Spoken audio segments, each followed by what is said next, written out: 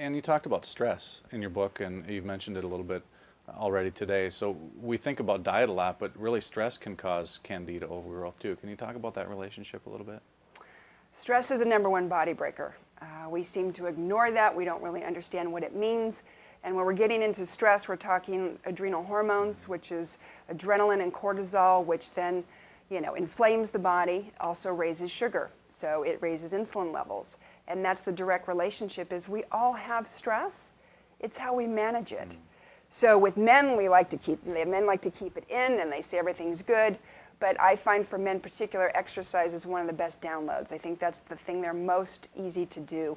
For women, it could be everything from also exercising, but I find women to be a little more emotional and in touch with that stress, but finding ways to channel it, whether it be journaling, meditation, going to see a therapist.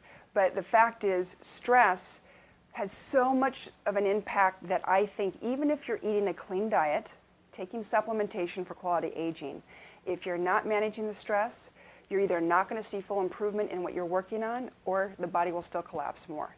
It is probably the most important thing to pay attention to.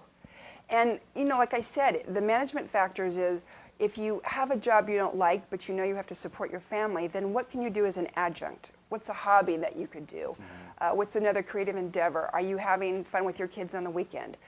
Anything you can do to download so the mind is not going a mile a minute and you feel as though it's this constant thread of anxiety that's pulsating with the thoughts and in your body, because really that's wreaking havoc in these adrenal hormones.